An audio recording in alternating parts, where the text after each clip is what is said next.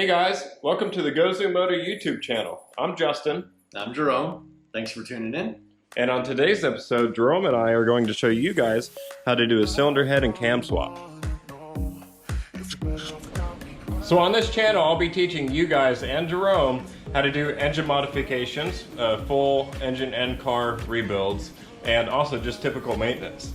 We hope you like our content, and thanks for tuning in. Alright, so the first step in this process is going to be to disconnect the battery.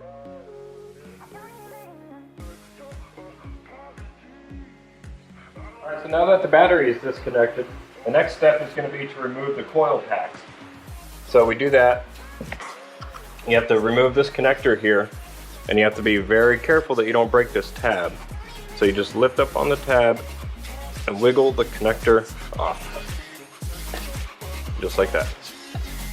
Then you got to take the spark plug wires off of the coils.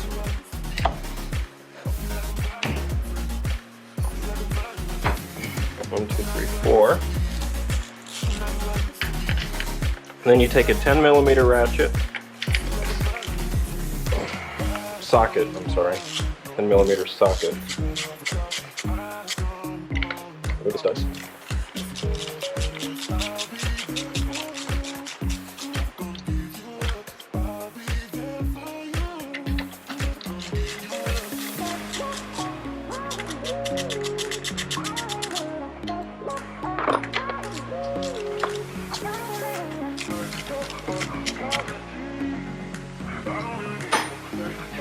There's still one back here.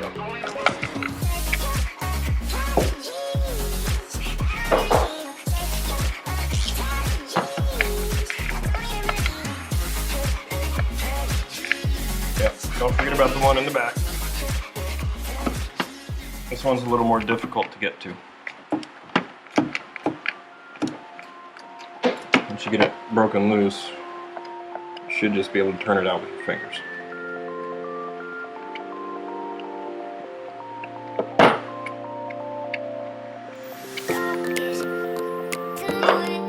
And it should just come off. Ta-da! Alright, next we're going to remove the valve cover. There are 4 bolts, and we are using an 8mm.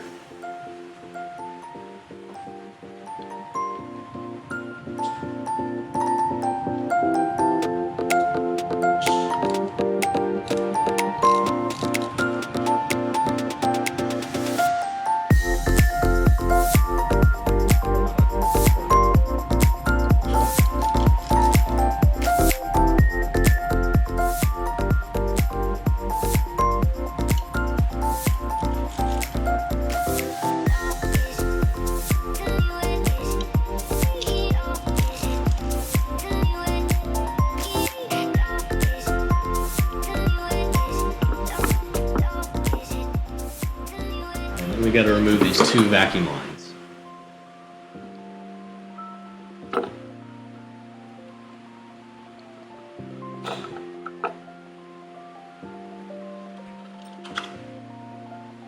There we go.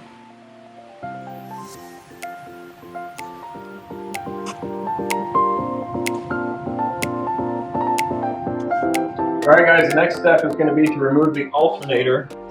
So we do that by taking this 15mm wrench, putting it on the tensioner, and release the tension, remove the belt. Alright, so now that the belt is removed, you come over here,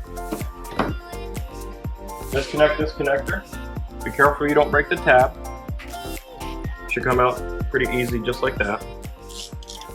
And then you have to take the positive terminal off.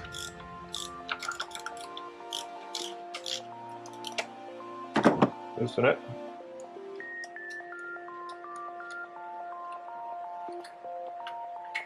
Okay, voila. I like to put my nuts back on the studs just so I don't lose them. And then there's going to be 2 15mm bolts that hold this puppy on. Yep, I don't want to lose your nuts. Nope. because that one's loose. Then there's one down here on the bottom.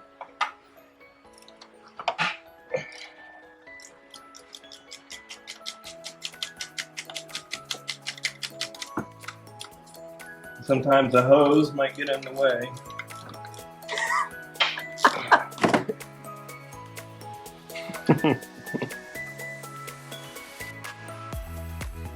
Okay, so bottom bolt is out, top bolt is also out, and then the alternator should just come out. Voila! Boy, this sucker's dirty. It's okay, we're gonna give it a cleaning. Alright, now we're going to take off the intake tube with a 5/16 socket by removing this.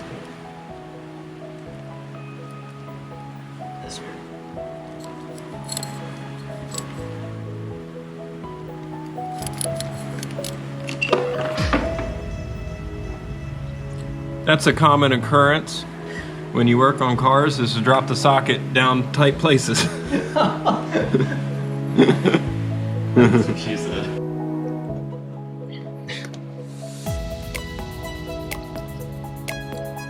You got it.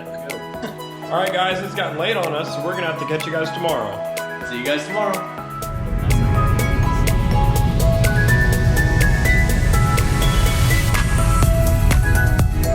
Alright guys, so we forgot a fuel line removal tool that we need. So we are currently on our way to Walmart to see if they have one. Keeping our fingers crossed that they do. Alright guys, Jerome is going to show you how to disconnect a fuel line.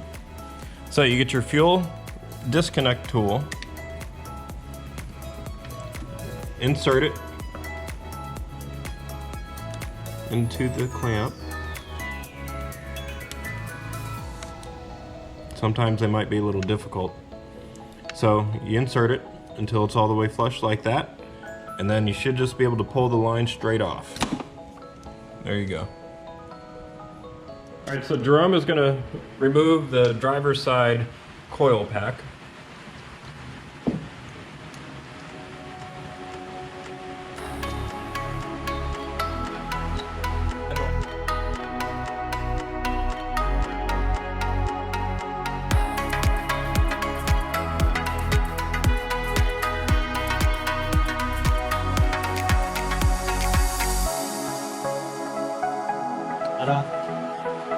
There, it's off.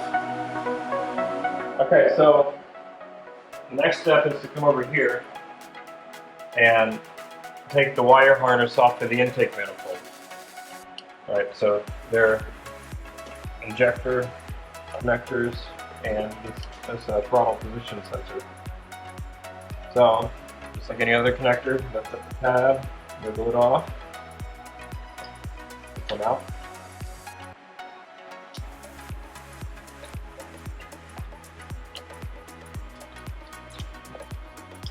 Alright, then you take off this line, this vacuum line. Just pull it straight out. Off the manifold. And then there's going to be a ground that goes to the block. There'll be a 10mm bolt here.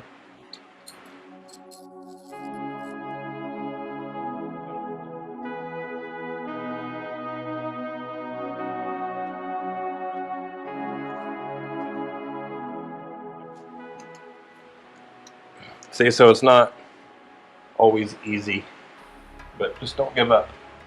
You'll get it. Right. So we have to remove this airflow sensor. So disconnect it. Disconnect the throttle sensor. There we go. And we have another sensor over here on the side of the block. So we can start pulling this through. Okay, so there's a little plastic standoff. So then we have to remove the injector connectors.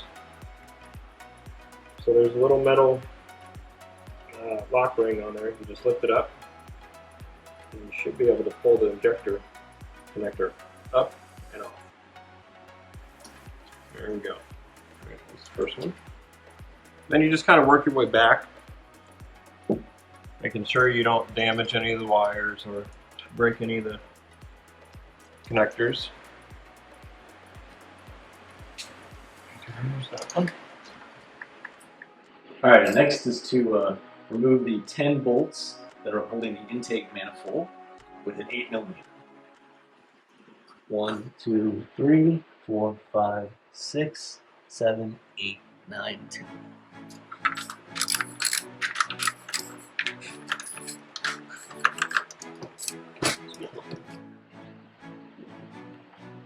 All right, so sometimes it's a little difficult to get to some of these bolts. Justin likes playing with his bolts. You can tell. Oh yeah. Ah, there we go. All right, it's loosening up. Yay. Got it. See? No matter how difficult it is, just don't give up. You'll get it. Alright guys, so after you get all the bolts loose and taken off, don't forget about this hose here, like we did. So, it's just a standard hose clamp.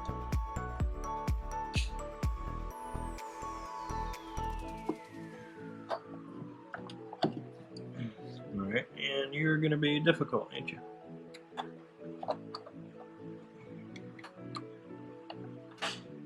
So we have to get in there.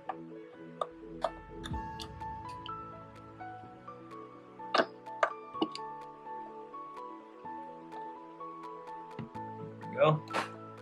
Move the clamp and then twist the hose off.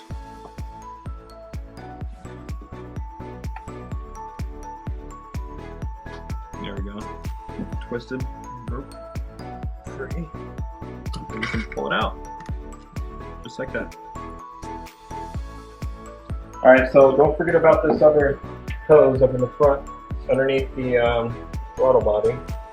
So you get that disconnected, then you can lift this up. Just pull it out a little bit. And you'll see that there's another connector all the way in the back. So you kind of have to wedge your hand back there in order to get this connector. Lift up the tab, push the connector out. That one's out.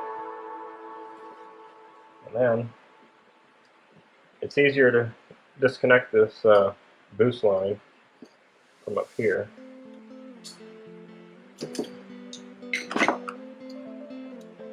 Now this is a brake booster vacuum line that gets plumbed into the back of the manifold.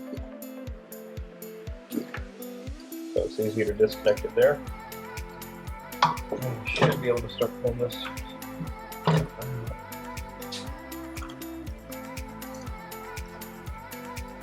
You're gonna have to route it.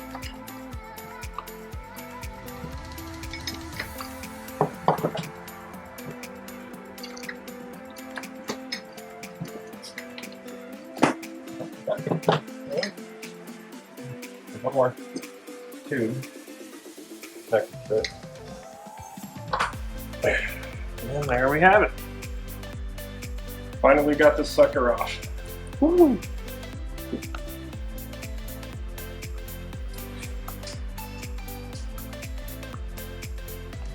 Boy, it's dirty under there.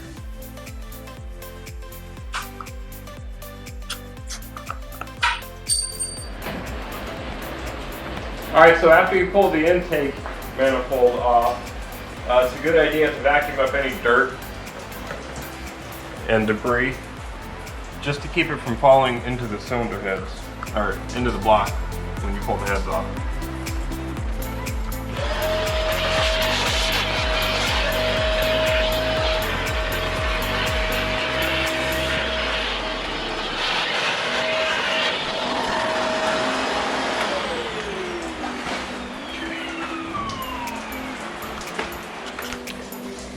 So the next step in this process is going to be removing the radiator, the water pump, the alternator bracket, and then the exhaust manifolds. Once we do that, then we can loosen up the rocker arms, pull out the push rods, and then remove the cylinder heads.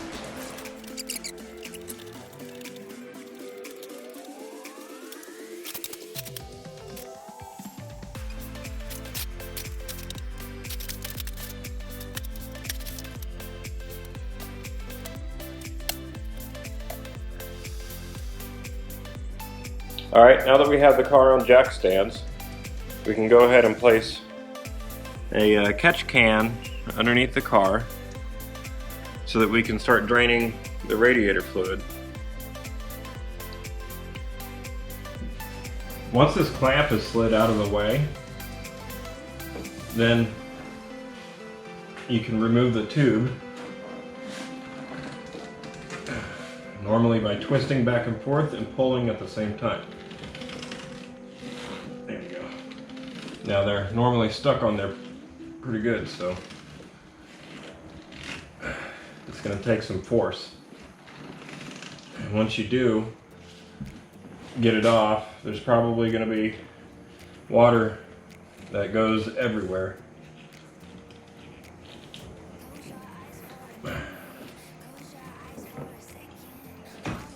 There we go.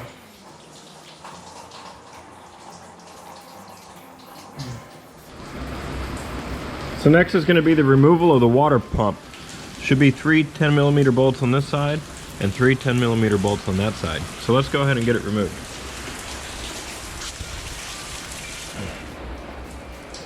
Alright, so once we get all the bolts out of the water pump, sometimes they can be a little stuck. But if you find a spot to pry on, you should just be able to pop it off.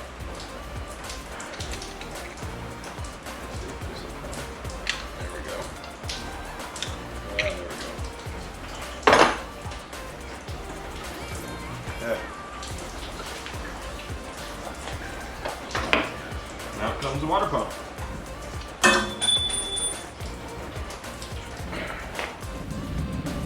Alright, so next we're going to remove this alternator bracket and get it out of the way.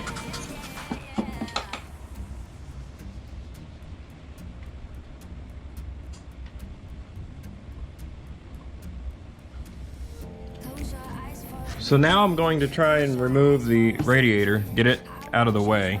It has to come out so that the camshaft has room to slide all the way out. So to remove the radiator, we have to remove the intake filter. And then there's 2 bolts down here, 2 bolts down there that hold this cover on. And I believe it just sits on the rack down at the bottom. So in order to get the radiator out and the fan shroud out, you have to disconnect all the wiring, all the wire harness from these little clips here. There should be 1, 2, 3 or 4 of them, I believe. And then you have to separate the radiator from the air conditioner condenser. And so you do that by lifting up on the air conditioner condenser. You have to lift it up out of this little holder here. And then you can slide it forward just a bit. So I got this side loose. And now I'm gonna try and get the other side loose. I'm gonna give the camera to Jerome. And boy, is it hot in this garage. Wow. Alright, so we can slide this forward, the air scoop forward. Should be able to squeeze your arm in there. Grab the bottom of the condenser, pull up, pull it loose, and then Slide it forward if you can. There we go. Okay. So the radiator should come out now. It's not going to be easy, but it'll come out. And just be careful that you don't bend it too much.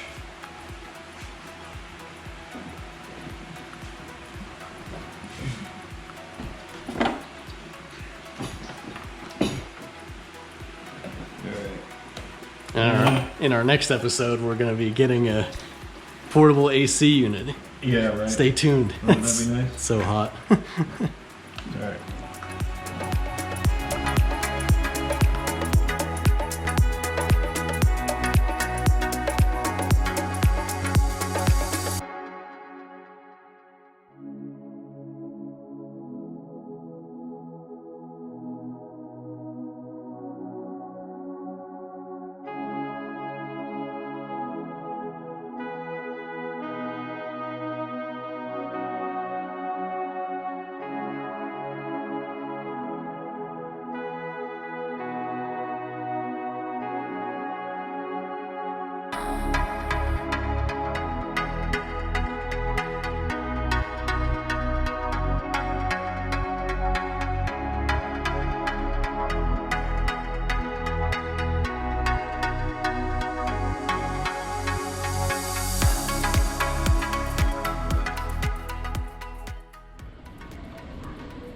All right, Jerome and I would like to thank you guys for making it through all the way to the end of this very first episode of the Gozu Moto YouTube channel.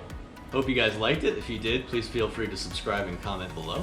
And don't forget to turn on those bell notifications so you can be notified when the next video gets posted. And don't forget to tune into next week's episode where Jerome and I are going to be showing you how to remove those cylinder heads. See you on the next adventure.